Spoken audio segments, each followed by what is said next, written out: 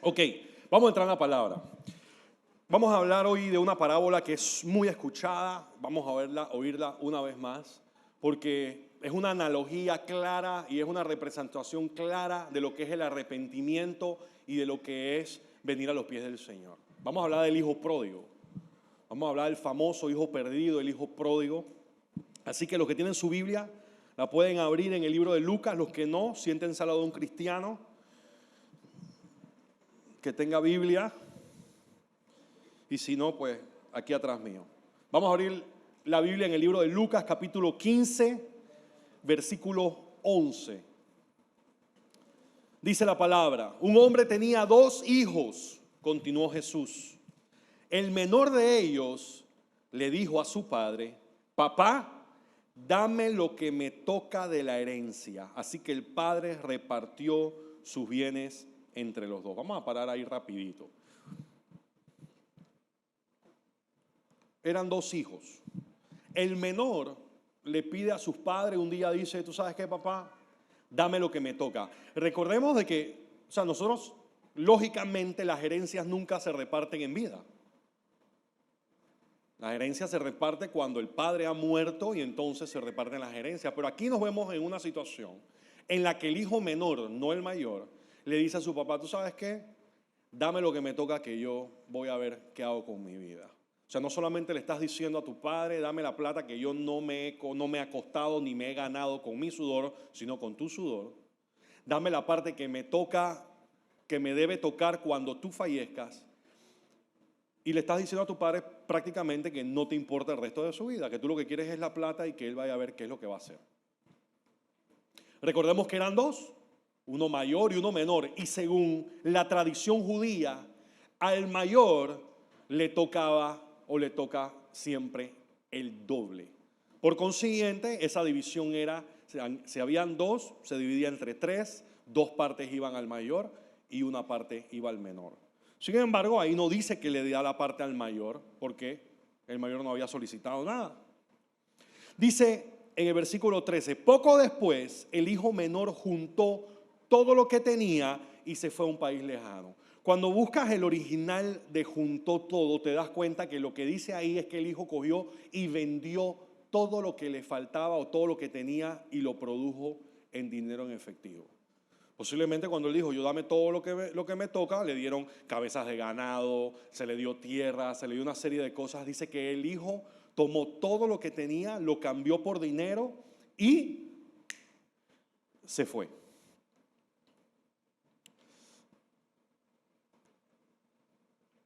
Dice que se fue a un país lejano y allí vivió desenfrenadamente y derrochó su herencia. Y siempre vemos la ilustración. El tipo se va, mujeres, ¿qué? Derrochó ¿en qué? En todo lo que normalmente el ser humano, la carne nos pide. En placeres, en tenencias, en posesiones materiales, en relaciones, en licor, en todo lo que el enemigo siempre le ha ofrecido al ser humano. Deseos de la carne, deseos de los ojos, vanagloria del mundo. Es exactamente lo mismo. Y muchos placeres, muchos amigos. Incluso cuando tú ves la ilustración o cuando ves los videos o las películas o lo que hacen, tú lo ves con todos sus amigos y los amigos bebiendo con él. Tú sabes que aquí nosotros lo conocemos con otro nombre, ¿no? Cuando una persona tiene mucha plata y está rodeado de amistades que solamente comparte con él eso, manzanillo. Ese es el nombre que se le ha plasmado, se le ha puesto a ese tipo de personaje. El personaje que flota alrededor de una persona pudiente económicamente y que le absorbe dinero, placeres, cosas, y que vive por el interés de que esa persona le puede proveer todas estas cosas. Y dice que él se rodea de gente, prostituta, sexo, alcohol, desenfrenadamente. Y continúa diciendo, dice, cuando ya lo había gastado todo, cuando no le quedaba absolutamente nada. Y ustedes saben lo que pasa cuando no tienes nada. Tus amigos, esos amigos que estaban contigo, que te llamaban y no faltaban una. Te llamaban todos los viernes, el jueves ya: ¿qué vamos a hacer? ¿Qué hay para esta semana? ¿Dónde es el asado? ¿Sí o no? ¿Dónde es la rumba? ¿Quién paga la caja? ¿Sí o no, Juan Ramón? Papá, tú sabes. ¿Quién va a alquilar la mesa? ¿Quién va a poner la mesa? ¿Cuántas botellas son? ¿Dónde? Porque es así. Cuando tú estás en el mundo, cuando tú tienes plata en el bolsillo, todo el mundo es tu amigo. Papá, para la playa, para el río, para donde sea. Tú vas a ver, es más, en el carro no te va a caber la gente. Tú, ¿sí? ¿Qué ustedes quieren? Eso sí, en el momento que se acaba la plata, sí, ¿dónde están mis amigos? Ya no me llaman ni el jueves, ni el miércoles, ni el martes, ni el viernes, ni el sábado. Ya desaparecen. Y así fue exactamente lo que le pasó a este hombre. Dice que después que lo gastó todo, sobrevino una gran escasez en la región y él comenzó a pasar necesidad. Así que fue y consiguió empleo con un ciudadano de aquel país, quien lo mandó a sus campos a cuidar cerdos. Pausa, imagínate. El Señor Jesús está narrando esta historia, una parábola de un hombre, un joven, que le dice a su padre que le dé la parte de su herencia, que se va, que la derrocha, la gasta, se tira la plata encima y cuando se le acaba la plata encima viene una crisis económica. Vienen problemas, vienen situaciones. ¿Y por qué? Cuando vemos esta historia es una representación de la salvación, porque eso somos nosotros. El hijo pródigo, la palabra, hay algunas traducciones que dicen el hijo perdido. Y hay muchas personas que comparan la historia del hijo pródigo con la historia de la oveja perdida, que está en el mismo capítulo. Es más, son 3 historias seguidas que hablan de algo que se perdió y algo que se encontró. ¿Y cuál es la reacción del Padre? La reacción del Padre que es siempre recibir, perdonar y restaurar. Pero hay mucha gente que coge la historia del hijo pródigo de excusa. Se tenía que decir. Hay gente que viene y hace lo que le da la gana, buscan de Dios y cuando todo el mundo es cristiano hasta que la cosa se pone bíblica. Y cuando las cosas se ponen bíblicas, cuando llevas un rato congregándote o en una relación con el Señor o estás yendo a la iglesia y te empieza a ir bien. Y cuando llega la bendición y cuando tú ves que hay algo que tú quieres y que normal la gente a tu alrededor dice, hermano, por ahí no es el camino, tú dices, ¿tú sabes qué? Yo voy a coger lo mío, voy a dar una vuelta y nos vemos. Hay varios que se están riendo porque saben que fue así. Llegaron a un lugar, había de todo menos lo que ellos querían. Y es que es así. Hay de todo. Llego a la iglesia, hay hermanos en Cristo, hay hermanas en Cristo, gente que ora por mí, gente que me edifica, hay buen pan, hay buen alimento espiritual, hay grupo de oración, hay buena alabanza, hay la iglesia está cómoda, hay buena ubicación, pero no es lo que yo quiero. Y como no es lo que yo quiero, como yo lo quiero y cuando yo lo quiero, ¿tú sabes qué? Yo creo que esto no es para mí. Yo creo que allá afuera tiene que haber algo más divertido. Allá afuera hay algo que me llama, me falta, tú sabes, algo. Esto está bien, pero... Y este joven había crecido, nada le había faltado. Este joven creció y le dije al padre, dame lo que me toca. O sea, que él vivió una vida de millonario. Él tenía criados, tenía ganado, tenía tierra, tenía de todo. Nunca le hizo falta nada. Sin embargo, sin haberle faltado nada, él dice, ¿tú sabes qué? Dame lo mío que yo tengo que ir a dar una vuelta allá al Sarigua. Allá el Gobi, el desierto del Gobi me está esperando, allá un par de dunas. Voy a ir a llenarme un poco de arena a las pezuñas. Sí, porque ¿quién entiende una persona que ha estado en la casa del Padre, donde nunca le ha faltado nada y que aún así dice, dame lo mío que yo quiero salir de aquí? Esa es la representación del ser humano. Adán y Eva estaban en el jardín del Edén, tenían todo, no les faltaba absolutamente nada. Lo único que le dijeron fue no comas del árbol del bien y el mal, del conocimiento del bien y el mal, del árbol de la vida, y dijeron, ese es el que hay que comer. Ese es el que se ve bien, ese es el que yo quiero. Y nosotros somos así. Llegamos a lugares, llegamos a iglesias, y hay de todo. Pero por alguna razón no hay exactamente lo que queremos. Nunca nos es suficiente. ¿Y qué pasa? Nos vamos buscando lo que nosotros pensamos que nos falta. Eso fue lo que hizo este hombre. Él pensó que le faltaba algo, él pensó que se estaba perdiendo de algo. Y es lo más triste, gente que crece en el evangelio, gente que lleva un tiempo metida en la iglesia, que está caminando y que dicen y que piensan que lo que hay allá afuera es mejor que lo que hay acá adentro. Hay gente que no importa lo que Jesús hizo por ellos. Si no están ganando plata en su trabajo, si no tienen lo que ellos consideran que deberían tener, que los califica como exitosos, no es suficiente. Hemos tenido gente, pastor, yo amo a Dios, pero desde que empecé a venir a la iglesia me está yendo mal. No consigo un buen trabajo, no gano bien, las cosas no me salen. Claro, hermano, ¿cómo no vas a estar si el enemigo te está dando en la cabeza? ¿Qué estás haciendo? Coge las cosas en serio. Dios te está pasando por una prueba. Y un día llegaron y dijeron, pastor, dame lo mío. Nos vemos. Allá afuera hay algo mejor. Pero bueno, que te vaya bien. Y un día te encuentras que todo lo que pensabas que tenías, que todos esos amigos que te invitaban a salir el día del culto, todos los negocios que te ofrecían y que tú decías, chuleta, no lo puedo agarrar porque el pastor dice que uno tiene que caminar bien, uno puede estar en corrupción. Yo no puedo estar hablando de Dios y haciendo negocios corruptos con el gobierno, con quién sabe qué. Yo no puedo estar metiendo, pagando coima. Yo no puedo estar estafando gente. Yo no puedo estar pegando mentiras. Y llega un momento que no aguantas. Llega un momento que tú dices, chuleta, o servirle a Dios, o estar en la casa del Padre, o ir a buscar lo que me estoy perdiendo. Algo allá afuera que tiene que ser más que lo que está aquí. Porque Dios me quiere bendecir. Tú sabes, ¿no? Dios te quiere bendecir.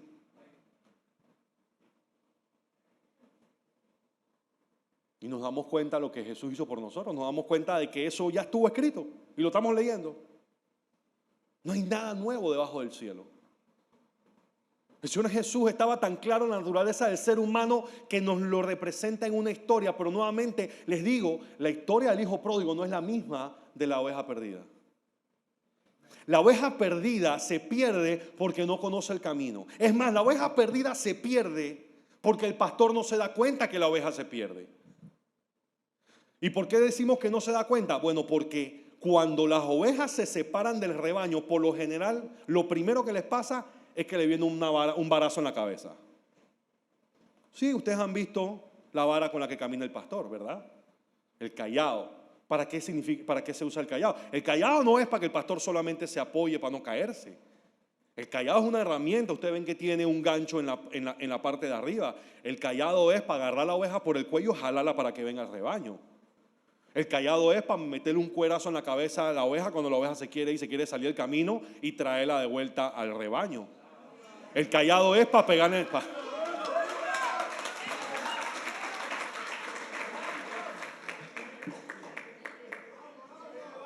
Hay que orar aquí por un par de gente. Están los líderes emocionados. Están todos los mentores de que predique, pastor, predique.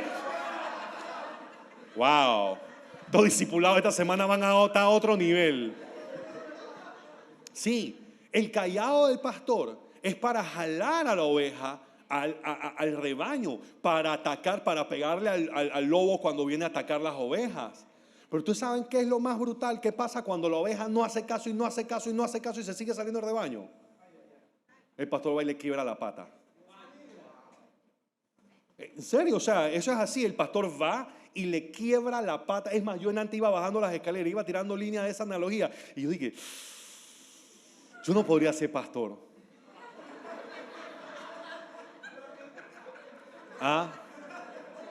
Yo dije, chuleta, tengo que partirle la pata a esa. Me tiene harto, pero es que partirle la pata, no puedo. Le sigo dando en la cabeza, pero no le parto la pata. Pero por eso es que tú te das cuenta que el pastor no se da cuenta que la oveja se pierde, porque el pastor siempre va a hacer todo lo posible para que la oveja no se pierda, va a estarla vigilando, va a estar cuidándola y va incluso a tener que tomar medidas para que la oveja no se separe del rebaño. Entonces esa oveja que se pierde porque el pastor no se da cuenta y porque se pierde del camino.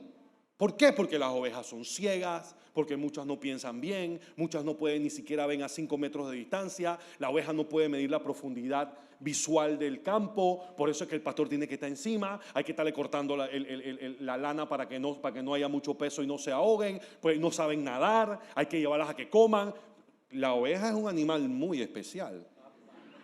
Por eso es que el Señor nos llama ovejas. No crean que es de que porque somos blancos y lanudos y qué bonitos somos. No.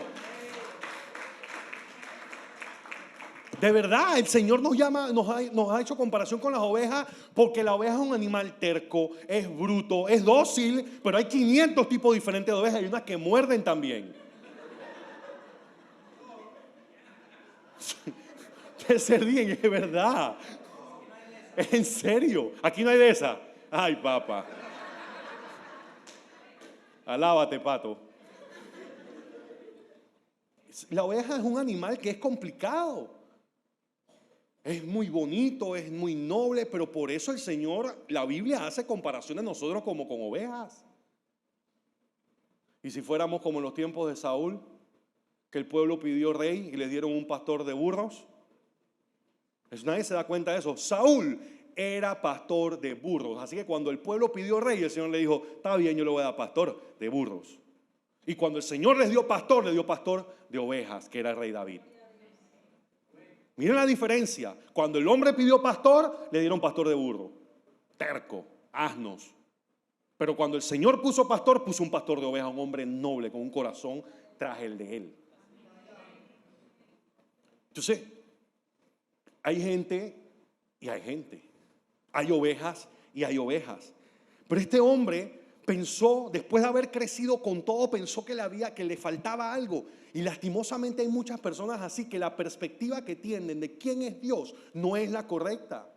Piensan en el Dios de la bendición, pero no piensan en la bendición de Dios, pero no piensan en el Dios de la bendición.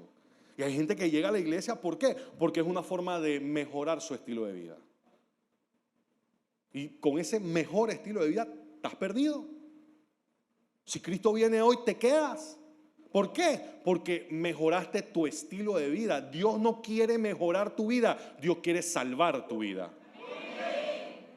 Y esa es la gran diferencia. Que muchas personas piensan que Dios quiere que tú vivas cómodamente. Dios quiere que vivas. Punto. Recordemos que todos antes de venir a los pies de Cristo estamos muertos. Estamos muertos por dentro. Estamos destinados a una eternidad fuera de la presencia de Dios. Así que al Señor no le interesa tanto tu comodidad. Le interesa que sobrevivas. Le interesa que estés vivo. Dios no toma gente mala para hacerla buena. Dios toma gente muerta para convertirla en gente viva.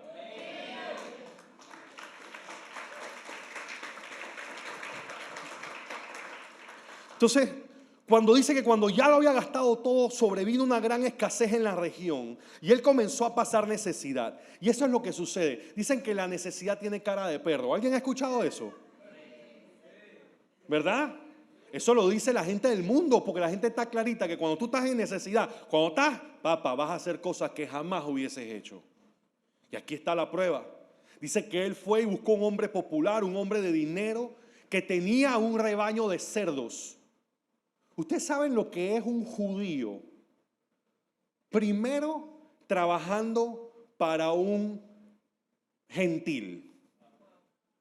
Y segundo, cuidando cerdos. Eso era combo agrandado. Eso era doble. O sea, eso no era double threat. O sea, no. Un judío de familia trabajando para un gentil y encima cuidando cerdos, que son animales que eran impuros considerados en la palabra. ¿Tú te imaginas eso? No había humillación más grande que esa. El hombre se va a cuidar cerdos al campo. Cerdos en el campo. Ese man tenía plata. Ese man tenía plata. Eso es puro cerdo ibérico. Esos negros son ibéricos. Eso se va a hacer jamón serrano, el cerdo más caro del mundo. Así que si tú ves a alguien que tiene puerco así negro, se mantiene billete. Yo no sé si los que cuidaba el hijo pródigo eran cerdos ibéricos para hacer jamón serrano, pero si era el dueño de esos cerdos. Pero, como les digo, cuidando cerdos en el campo. ¿Tú te imaginas el hijo de un hombre millonario, un hombre rico, que ha crecido de Alcurnia, del Club Unión, que ha viajado por todos lados? ¿Ah? Y el man ni que cuidando puerco. A una persona de menor estrato. Ahí es donde el Señor nos está demostrando de que nosotros, el orgullo no nos permite ver de que muchas veces estamos dispuestos a hacer cosas allá afuera que no hubiéramos hecho ni siquiera en nuestra casa. Hey, hay gente que en la iglesia dice que hey, hay que recoger una silla. Yo te voy a recoger silla.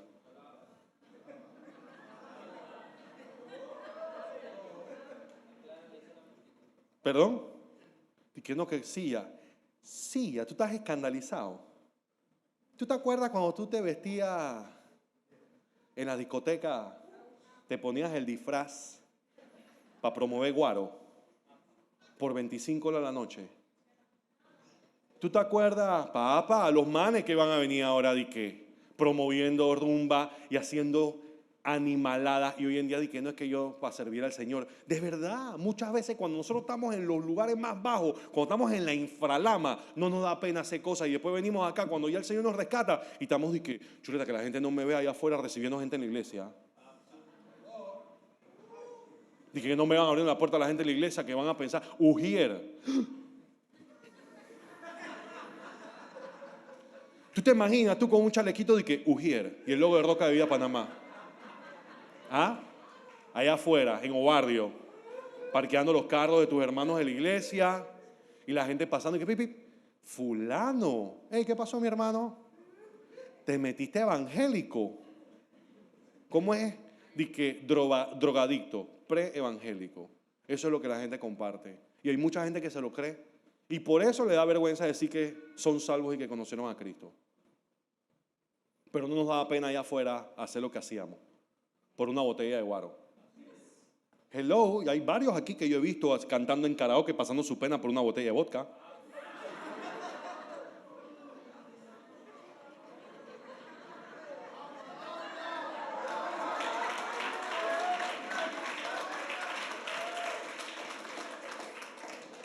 De verdad. Y entonces nos damos cuenta de que chuleta, sí es verdad. ¿Tú te imaginas que yo te enseño un video de lo que tú hacías en los carnavales hace 3 años? ¿Ah? ¿Tú quieres que yo te enseñe? La cáscara, hace 4 años ahí tú salías dando vueltas de que, miren, fulanito de tal, de verdad. ¿Pero qué significa eso? Que cuando uno está en el mundo, cuando uno está en pecado, uno se ciega. Y el diablo lo que quiere es humillarte y avergonzarte, destruir tu reputación, destruir todo. Y cuando estamos así, hasta lo celebramos lo que estamos haciendo. Y no nos damos cuenta. ¿Por qué? Porque hemos salido de la casa del Padre. Hemos dejado nuestro todo, hemos dejado nuestro calzado, hemos dejado nuestro anillo, hemos dejado todo y no nos damos cuenta que no somos quienes debemos ser. Este hombre se encuentra cuidando cerdos a un gentil, o sea, lo peor que podía suceder. Era lo más bajo de lo más bajo de lo más bajo. Recordemos que en Levítico 11 y en Deuteronomio los cerdos eran animales impuros.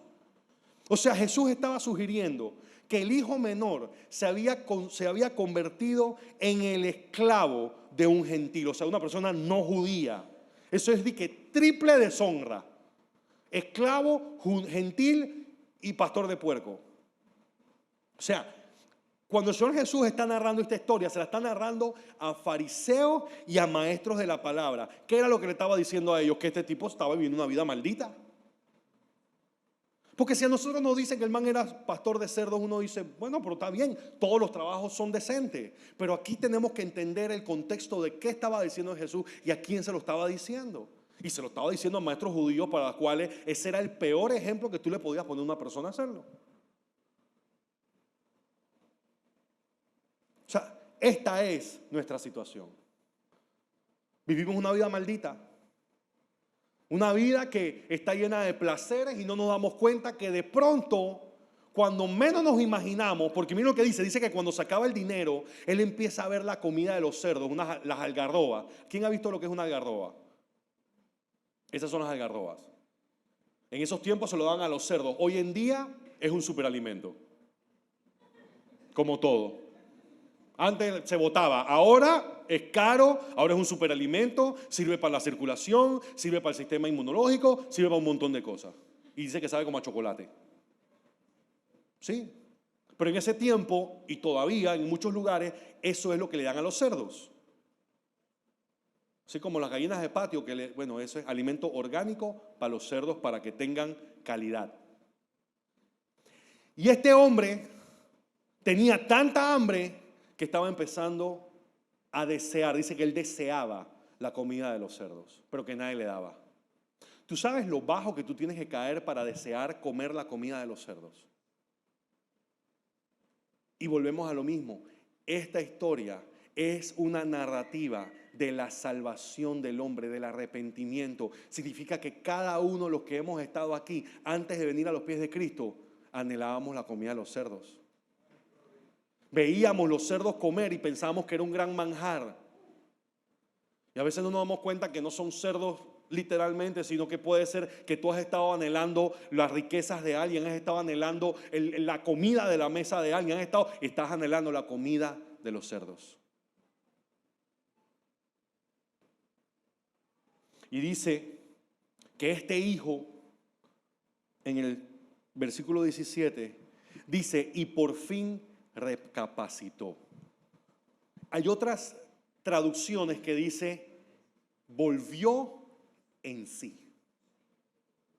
¿Qué significa? Que esa persona estaba bajo un trance. Todo este tiempo había estado fuera de sí. Sí, y eso somos nosotros.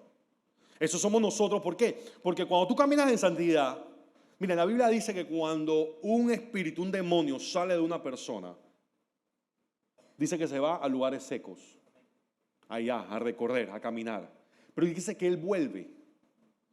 Y cuando él vuelve, él va a ver la casa que él dejó. Y si la casa está vacía, la encuentra vacía, ¿qué significa? Que no hay nadie habitándola. Y está limpia y toda recogida. Dice que él va y busca 7 peores que él.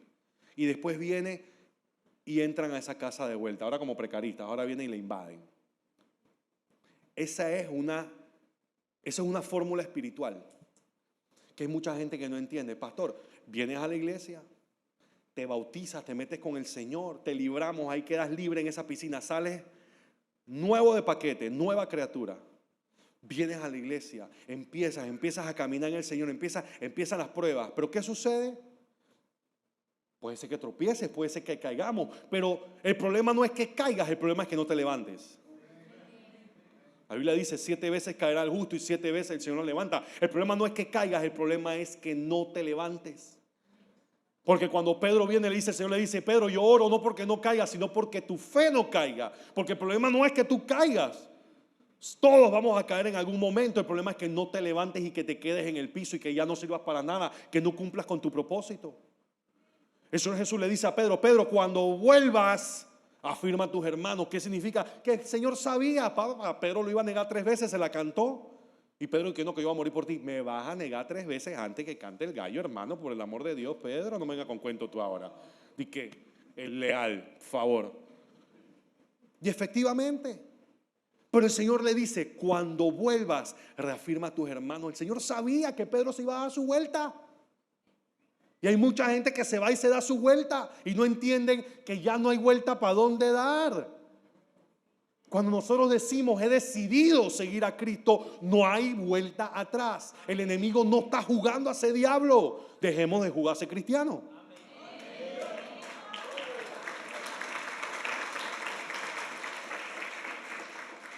Hermano, eso somos nosotros.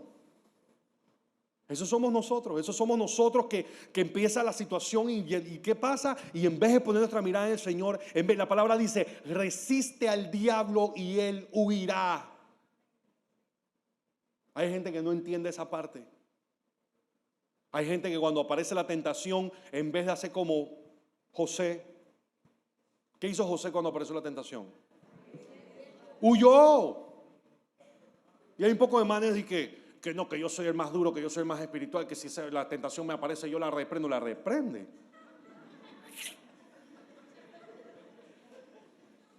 Cuando vuelvas, reafirma a tus hermanos. Sí, porque, ¿sí o no? Porque te vienen y te dicen que no, que yo voy allá, pero tú sabes, porque yo estoy firme, yo les predico. Ay, por favor. Cuando vuelvas, reafirma a tus hermanos. Sí, porque hay personas que están en la casa del Padre y no se dan cuenta que lo que están recibiendo aquí es mucho mejor de lo que hay afuera. Es mucho mejor. Claro, cuando tú llegas aquí y la ex Miss Riff, que no te hacía caso, te empieza a hacer caso.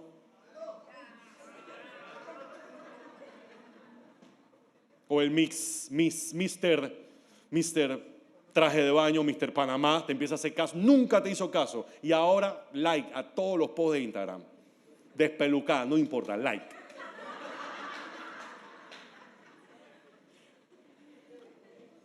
Nos reímos, pero sabemos que es verdad. ¿Por qué? Porque la Biblia dice que cada uno es tentado según su propia concupiscencia. ¿Qué tú crees? ¿Que el enemigo va a venir y te va a tentar con algo que no te gusta? Él no está, bobo no es. Puede ser muchas cosas, tonto no. ¿Serio? ¿Y qué pasa? Que la gente llega y empieza la tentación. Y por eso dice, pon tu mirada en el Señor. Pastor, pero pon tu mirada en el Señor. Pastor, ¿por qué mire? Pon tu mirada en el Señor. Yo la convierto.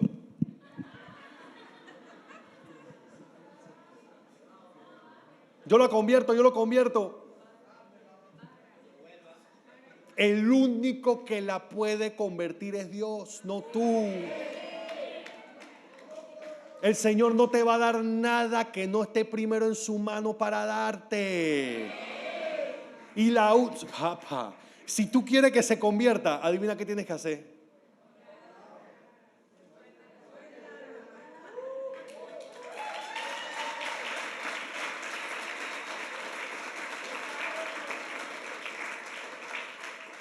Tú le puedes leer todos los salmos de la Biblia.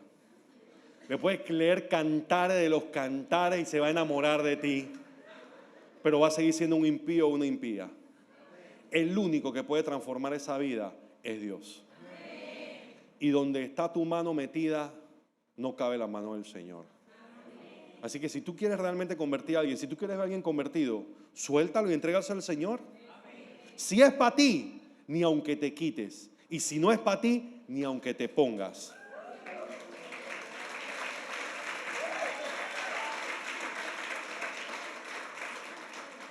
¿Eso no está en un versículo? Eso está al lado de ayúdate que yo te ayudaré. ¿Ah? Ya vieron lo que es el algarrobo, ¿verdad? Pues si dice que él recapacitó, volvió en sí. Y dice, ¿cuántos jornaleros de mi padre tienen comida de sobra? Y yo aquí que me muero de hambre. Sí, imagínate, yo estaba allá, yo estaba tranquilo, tenía gente que me amaba, gente que me quería, gente que oraba por mí, que yo no tenía, no me hacía falta nada. ¿Y qué me fui a buscar yo? ¿Cuánto tiempo te duró el placer? ¿Cuánto tiempo? Miren, y ese es el detalle que nosotros como seres humanos no nos damos cuenta. Incluso en la iglesia, y no nos damos cuenta que esto dura 80, 90, 100 años. Lo que importa realmente es la vida eterna. Dios nos está preparando para una eternidad y hay muchos que esa eternidad la pierden por un momentito aquí. Porque prefieren en este momento vivir cómodos que tener que pasar un par de circunstancias, pero saber que el tesoro que estás creando estás en los cielos y lo vas a vivir en la eternidad. O sea, mucha gente pierde la perspectiva de que esto es algo temporal. Es verdad que Dios quiere que tú estés tranquilo. Es verdad que Dios quiere que sus hijos se salven. Es verdad, pero van a pasar situaciones. Y hay mucha gente que está dispuesta a evitar a toda costa el pasar situaciones en esta vida y no se da cuenta que si no pasas las situaciones en esta vida, ese examen no lo estás aprobando. Nosotros lo que estamos haciendo aquí lo estamos haciendo porque aquí hay un peso de eternidad, hay un peso de gloria. Nosotros no miramos para la izquierda y para la derecha porque nosotros consideramos que lo que estamos haciendo aquí, no estamos aquí para servirles a ustedes, aunque les servamos, aunque les amemos y que estemos, nosotros estamos aquí porque estamos haciendo algo para Dios. Dios es el único nombre, Dios es el único que realmente hace que vale la pena que esto suceda. Claro que para nosotros es un privilegio y una satisfacción ver la gente transformada, ver la gente cambiada, ver lo que Dios ha hecho en la vida de la gente y cómo los ha bendecido, pero al final del día Nosotros tenemos que darle respuesta al Señor. Nosotros tenemos que rendirle cuentas a Dios de qué hicimos con los talentos que puso en nuestras manos, qué hicimos con la gente que puso a nuestro alrededor, cómo levantamos a la gente, cómo los ayudamos a cumplir con el propósito que ellos tenían que cumplir. Y sí, aunque yo te ame y quiero ver cumplir tu propósito, yo lo hago no solamente por ti, lo hago principalmente porque Dios me encomendó. Entonces, ¿por qué? Porque esta es mi asignación en este momento. Que es incómoda a veces. Que tengo que escuchar mucho cuento de mucha gente. Es verdad. Que me llaman a toda hora. También. Que no me gusta hablar por teléfono. ¿Qué quieres que te diga? Pero yo no lo hago porque sí. Yo no lo hago por mí. Yo no lo hago por un salario. Y ni siquiera muchas veces, aunque los amo y disfruto hacerlo por ustedes, no lo hago al final por ustedes. Lo hago porque Dios me mandó. Porque si yo empiezo a dejar de hacer las cosas para Dios y empiezo a hacer las cosas para ustedes, créanme que me voy a encontrar con un dolor de cabeza bien grande. Porque muchas veces hacemos cosas que ustedes tal vez no sean de su agrado, pero después dicen, ya entendí. Pero en el momento no entendiste y fue un dolor de cabeza. Pero uno tiene que decir, eso es lo que Dios nos dijo que tenemos que hacer y vamos a hacerlo. Y el Señor se glorifica. Entonces, ¿están ustedes dispuestos a hacer lo que Dios quiere que haga? No importa el precio que hay que pagar. ¿Estás dispuesto a pasar algunas circunstancias y dificultades sabiendo de que lo que hay en la eternidad, de lo que viene después, es mucho más valioso y mucho más grande? Como una niebla aquí. Dice, por fin recapacitó y dijo, ¿cuántos jornaleros de mi padre tienen comida de sobra? Y yo aquí me muero de hambre. Tengo que volver a mi padre y decirle, miren, cuando él volvió así, él entendió que la fórmula, la única fórmula que había, era humillación.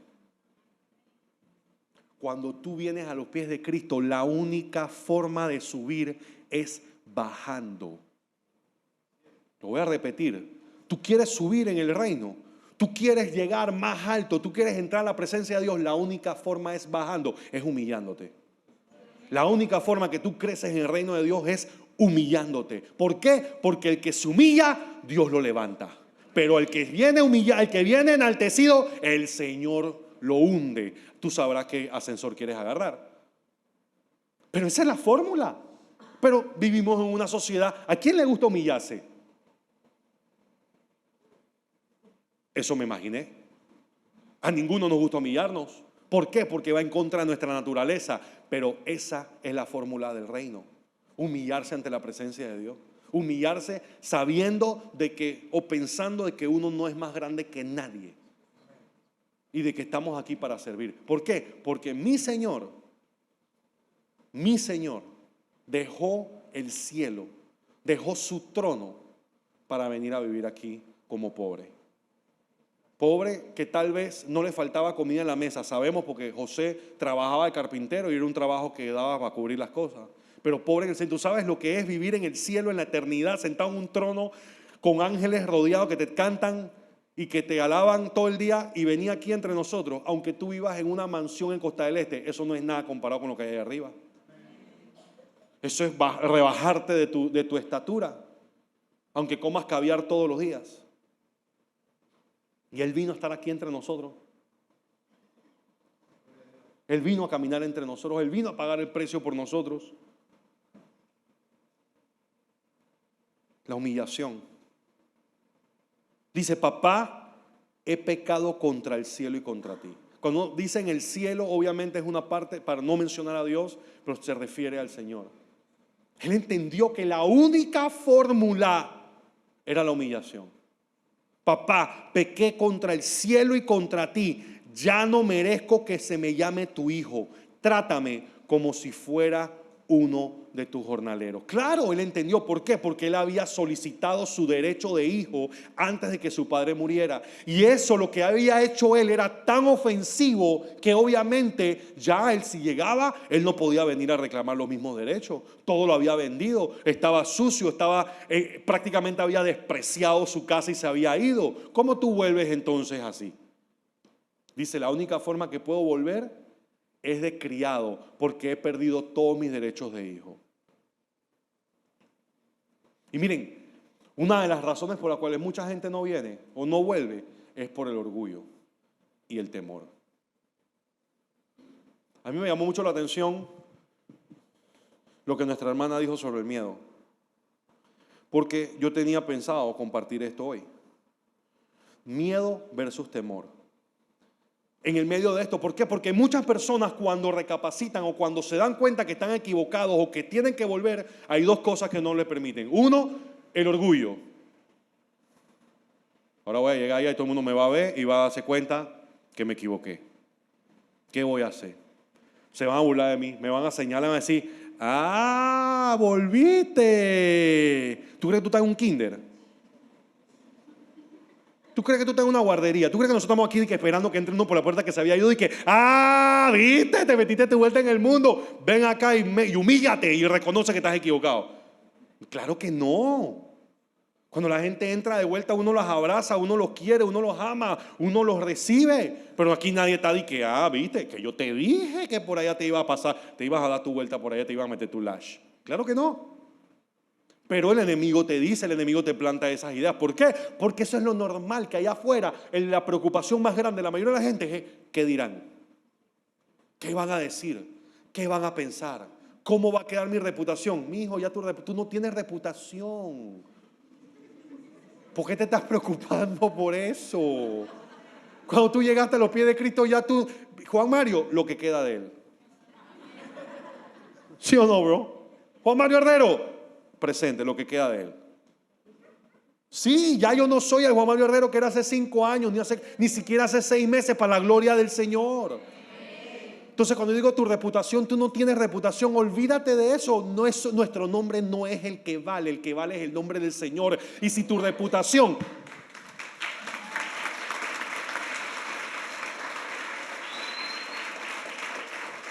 Si tu reputación tiene que pagar el precio para que el nombre de Dios sea exaltado, que tu reputación te termine de baratar. Porque tú vas a decir, yo me equivoqué, pero Dios se glorificó. Y tuvo misericordia de mí. Y aquí estoy para la misericordia de Dios. Y llegar a un lugar donde la gente te recibe, donde está lleno de hermanos y hermanas que en vez de señalarte, te van a abrazar y van a orar por ti para restaurarte. Eso es iglesia. Yo quería compartir esto por el miedo. El miedo también es uno de los factores que hace que la gente no vuelva. El miedo al que dirán. El miedo al que va a pasar. El miedo y ahora qué. Dice, cuando los vikingos invadieron Francia en el 845, derrotaron con facilidad a todas las tropas que le envió el rey Luis. Como el ejército del rey tenía una ventaja de 10-1, entre los franceses corrió el mito de que los vikingos no conocían el miedo. Claro que conocemos el miedo, dijo Ragnar, solo que no lo fomentamos. El miedo lleva a la servidumbre, a la obediencia y a la esclavitud, que es un destino mucho peor que morir en una batalla. Nosotros no adoramos a un jefe, es uno más elegido momentáneamente. Discutimos todo en asambleas y nuestras mujeres son libres. Hace 6,000 años los manipuladores descubrieron que el miedo servía para esclavizar a las personas y comenzaron a fomentarlo. Ni siquiera debía ser un miedo algo tangible. Es más, mejor que no fuese tangible. Tanto sirve el miedo a un demonio, a un Dios vengativo o a un universo perverso. El miedo hizo que 150,000 egipcios agotaran sus vidas arrastrando piedras de 12 toneladas por el Sahara para construir la Gran Pirámide. ¿Quién se los ordenaba? Un faraón, sus ministros y 2 arquitectos, no más de 14 personas. El miedo hizo que sus padres entregaran a sus hijas para ser quemadas por brujas, a sus hijos para ser sacrificados en un altar o en trincheras de Verdún. A veces hubo gente que no se sometió. En el año 1000, un grupo de jóvenes de la isla de Bora Bora se cansó de los sacrificios humanos que habían convertido el paraíso en un infierno. Si no les gusta, váyanse, le dijeron el resto de la aldea. Desadaptados, le dijeron riendo. ¿A dónde iban a ir? Estaban en el medio de la nada, en una isla. Dice que cargaron barcos con comida y animales y se hicieron a la mar. Los van a matar las tormentas, los tiburones, la sed, les gritaron. Navegaron 22 días sin saber a dónde iban, hasta encontrar unas islas deshabitadas a las que le llamaron Hawái.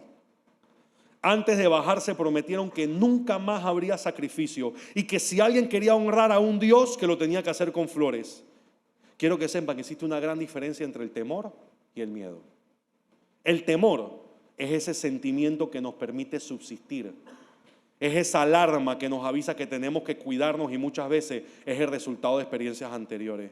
También nos permite cuidar a nuestra familia, nuestras pertenencias, y es algo natural. Es más, la palabra estipula que el temor a Dios es el principio de sabiduría. Pero el miedo es ese sentimiento paralizante que te impide no solo pensar o razonar, sino que te incapacita por el terror que sientes incluso en niveles muy altos, que te llegan a inmovilizar hasta llevarte a la muerte por la incapacidad que tienes de reaccionar. Y eso lo hemos visto muchas veces. Gente que trabaja, por ejemplo, yo cuando era bombero en Estados Unidos, cuando uno trabaja en este tipo de ámbito de emergencia, hay personas que se mueren porque el miedo los paraliza y no pueden reaccionar para salvar sus vidas. Y es precisamente el miedo lo que históricamente nos ha causado tantas creencias limitantes en nuestra vida. Miren, lo que está pasando hoy en día no es una guerra ni contra el aborto, ni contra el matrimonio del mismo sexo, ni contra la ideología de género. Es una batalla de percepciones.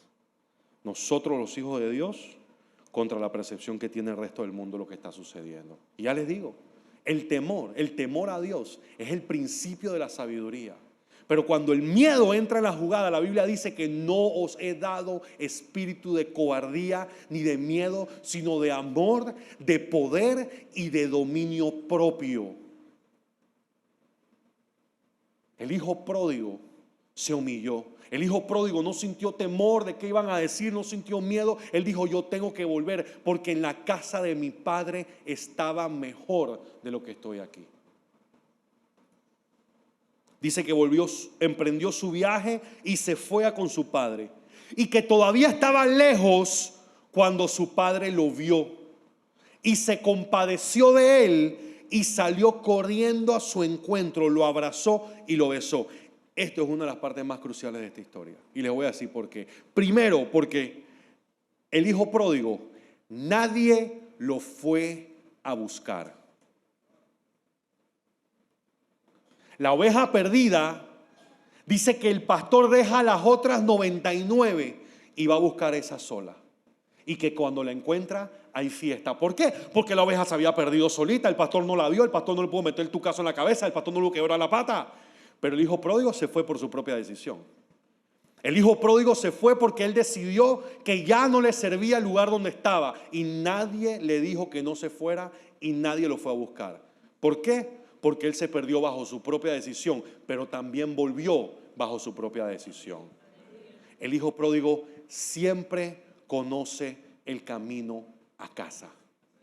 Y miren que aunque el padre no lo fue a buscar, dice que el padre apenas que lo vio. ¿Qué significa? Que el padre estaba afuera. El padre siempre estuvo esperando que el hijo volviera. El padre siempre está con los brazos abiertos, esperando que los hijos vuelvan a casa. Y dice que cuando lo vio, salió corriendo. Quiero que sepan que en los tiempos de estos bíblicos, correr no era algo que hiciera la gente poderosa. Correr no era algo decoroso para un hombre mayor, un hombre poderoso, un hombre con tierras, un hombre que su hijo lo había rechazado y le había dicho que le diera su plata e irse. Para correr incluso era incómodo, porque para en esos tiempos tú poder correr, como usaban túnicas y no existían los pantalones, el hombre tenía que agarrarse en la túnica y amarrársela o agarrarla entre las dos piernas, como si fueran a hacerse unos shorts prácticamente, y correr con esa túnica en la mano agarrada. Era incómodo, no era ni siquiera bien visto, pero un padre por un hijo lo hace todo. Un padre por un hijo no se guarda, no se queda orgulloso, no se queda resabiado. Un padre por un hijo suelta lo que está haciendo y sale corriendo. Dice que el padre sale corriendo. Y esa es el reflejo de nuestro Padre Celestial, que está ahí esperando, que está fuera de la casa esperando que el hijo vuelva. Y que cuando lo vio, corrió. Y dice que se le guindó en el cuello y lo besó. Eso es señal de amor, señal de perdón, señal de restauración. Que llamó a sus criados y que le dijo: tráiganme un manto, tráiganme un anillo y tráiganme calzado. Yo me imagino que ese hombre lo había perdido todo. Estaba descalzo, estaba muriendo, los pies estaban sucios. Y el padre dijo, tráiganme uno de los mejores mantos, las mejores batas que haya, y póngasemela a mi hijo. ¿Por qué? Porque cuando tú vienes, el Señor te viste nuevamente. El Padre viene y tú puedes venir desnudo, puedes venir todo sucio, puedes venir enlodado, puedes venir revolcado del fango de los puercos donde te estabas revolcando. El lodo cienagoso de donde Dios nos sacó. Y el Señor no le importa. Él te va a abrazar, Él te va a recibir así como el Padre recibió a su Hijo. ¿Te imaginas ese hombre de dinero con esos trajes finos, elegantes, caros, y viene el Hijo andrajoso, sucio, después de haber estado con los cerdos? ¿Quién sabe a qué olía ese hombre? Ya te puedes imaginar. Yo no sé si ustedes han pasado por una porqueriza y han olido cómo huele. Imagínense cómo huele el que cuida a los puercos. Y ese hombre venía así a donde el Padre. Y el Padre no dice, yo te quiero, pero ve y báñate primero, por favor. No, el Padre lo recibió así como vino. ¿Por qué? Porque tú vienes así y después te limpio. No esperes estar limpio para entonces venir. Ven y yo te voy a limpiar después que te reciba.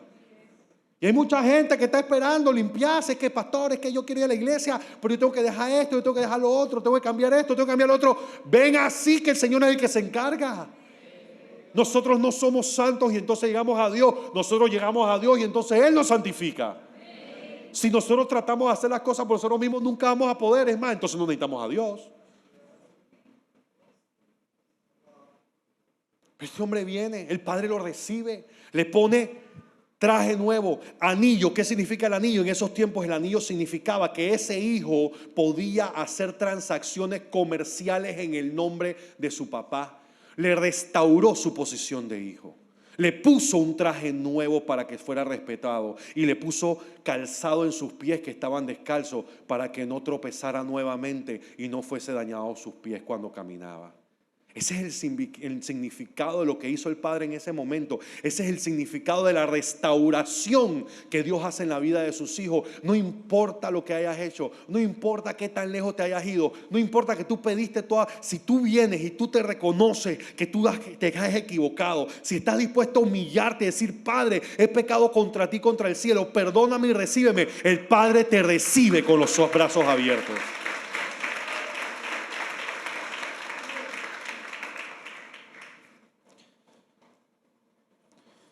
No vamos a seguir hablando del otro hijo,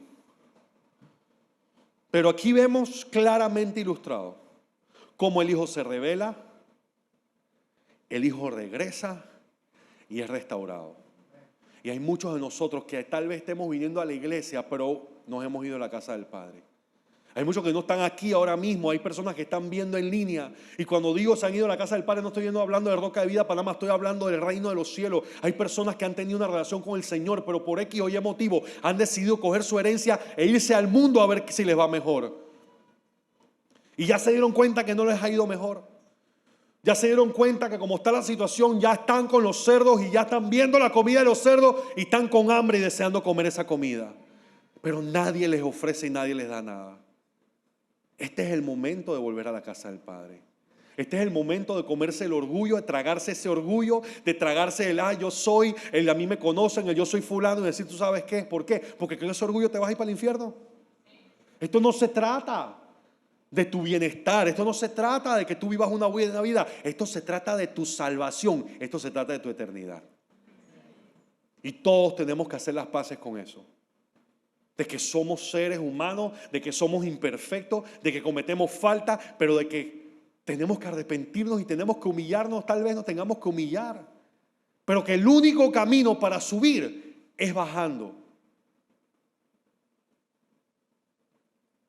Si hay algo que nos podemos llevar de esto, una enseñanza de esto, es que el Padre siempre está esperando con los brazos abiertos. Nadie te va a ir a buscar. Nadie va a ir a buscarte. Si tú eres el hijo pródigo, decidiste un día irte de casa, quiero que sepas que te fuiste bajo tu propia decisión. Y bajo tu propia decisión debes volver. Pero cuando vuelvas, el Señor nos garantiza de que Él estará esperándote y recibiéndote. Y no solamente te esperará y te recibirá, sino que serás restaurado como hijo, no como criado. Amén. Vamos a ponernos de pie, vamos a orar. Padre, te damos gracias, Señor. Te damos gracias por esta palabra. Te damos gracias por este día. Te damos gracias por este momento. Te damos gracias, Señor, porque eres un Padre que nos amas. Eres un Padre que nos recibes con brazos abiertos. Eres un Padre, Señor, que no importa nuestros errores, no importa que te demos la espalda, Señor, tú estás ahí siempre esperándonos con los brazos abiertos para recibirnos. Señor, en el nombre de Jesús yo te pido que tú pongas convicción en los corazones de aquellos que estemos aquí reunidos, que seamos esos hijos pródigos, que tengamos que humillarnos y volver a ti, Señor, porque nuestra vida depende de eso. Que no pongamos más nuestra mirada en lo que hay allá afuera.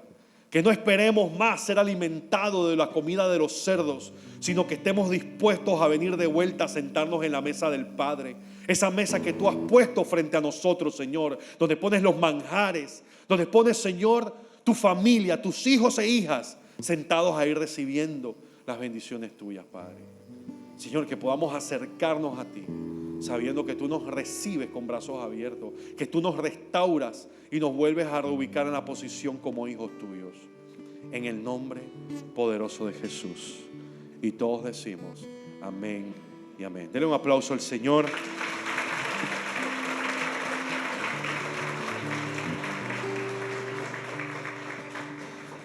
Dice que después que el padre restauró a su hijo con ropa, con calzado y con anillo, dice que llamó a los criados y le dijo que buscaran el novillo más gordo y el más grande para sacrificarlo y hacer fiesta. La palabra dice que cuando un pecador se arrepiente, en el cielo hay fiesta. Y este padre estaba celebrando que su hijo, que estaba muerto, que estaba perdido, había vuelto. Esa es la aclaración. Esa es la explicación más clara que hay. Que el propio padre dice: mi hijo que estaba muerto ahora vive. Ese es el milagro más grande que puede hacer Dios. Bueno, el más grande que puede hacer Dios, el más grande en nuestras vidas, porque Dios puede hacer cosas inmensas. Pero el milagro más grande que hay es el milagro de la regeneración, de tomar una persona, un pecador, alguien que está muerto, y traerlo de vuelta a la vida. No solamente de vuelta a la vida, sino vivo y siendo un nuevo ser, una nueva criatura. Y si tú estás aquí y nunca has recibido a Jesús como tu Señor y Salvador, nunca has reconocido su señorío sobre tu vida, esta es la casa del Padre. Y en la casa del Padre, el Padre siempre está con los brazos abiertos esperando a sus hijos. Tal vez tú eres la oveja perdida. Tal vez tú eres el hijo pródigo que un día decidió salir por la puerta y no volver. Y te has encontrado en la situación en la que estaba ese mismo hijo, donde ya te diste cuenta que allá afuera no hay nada que te convenga y que ya es el momento de volver a la casa del Señor. Si tú estás aquí, le voy a pedir a todos que cierren sus ojos e inclinen su rostro, por favor. Pero si tú estás aquí y tú ahora mismo no tienes una relación personal con Jesucristo como tu Señor y Salvador, si nunca lo has declarado como Rey y Señor de tu vida, si nunca le has entregado tu vida, quiero que sepas que no estás aquí por casualidad. Estás aquí porque el propio Señor te ha traído para recordarte que te ama y que te está esperando. Pero la decisión depende de ti. Mientras todos tienen sus ojos cerrados y sus rostros inclinados, si tú estás aquí y nunca has reconocido a Jesús como tu Señor y Salvador, y quieres hacerlo en este momento, te voy a pedir que levantes tu mano. Me gustaría orar contigo.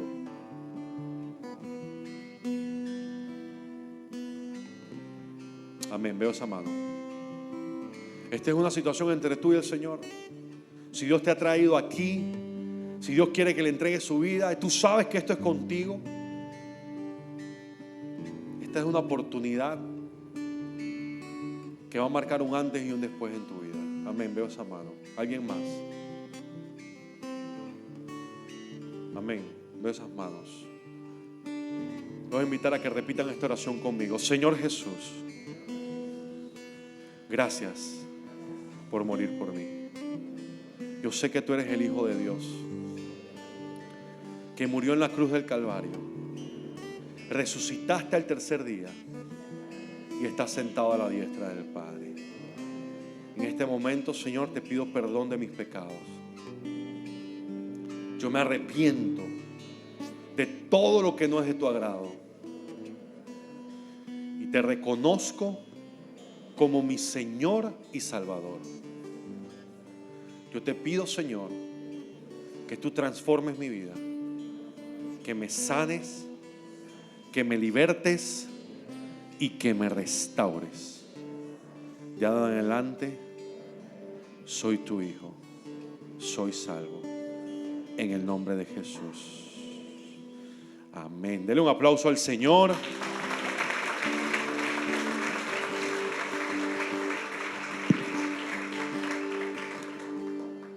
Pueden sentarse rapidito. Si tú hiciste esta oración, tú me dices, pastor, ¿y ahora qué? Yo hice la oración, acepté al Señor Jesús, ¿ahora qué hago con mi vida? No sé cuál es el próximo paso. Rapidito, miren, 4 cosas. 1, orar. ¿Qué es orar? Orar es conversar, es hablar con alguien. Cuando nosotros oramos, conversamos con Dios. Tenemos 5, 10 minutos, tomamos 5 o 10 minutos en nuestro día, en nuestra mañana, para hablar con el Señor.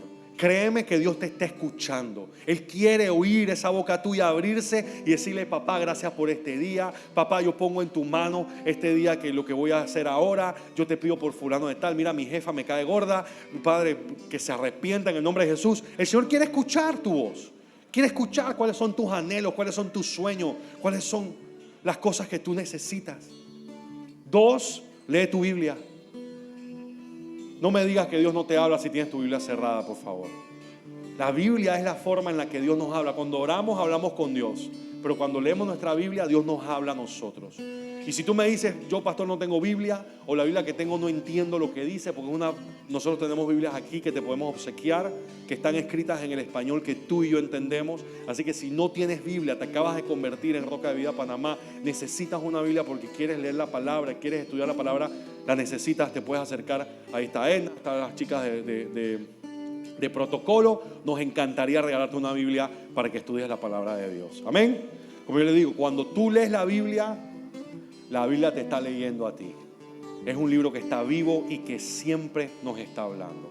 3, busca una iglesia donde congregarte. Seguramente te han invitado a varias, así que no rechaces la invitación. Congrégate en una iglesia. Busca un cuerpo de Cristo. Busca una familia que ore por ti, que te apoye, que te ayude en ese caminar, en esta nueva relación que tú has emprendido. Busca un mentor que te discipule para que te ayude a crecer en tu relación con el Señor y alcances una madurez espiritual como Dios quiere que la alcance. Y número 4, tienes que bautizarte en agua para que seas lleno del Espíritu Santo. Y si no tienes iglesia, no tienes dónde bautizarte, pues te puedes comunicar con nosotros, que nos encantaría bautizarte para que seas lleno del Espíritu Santo. Amén.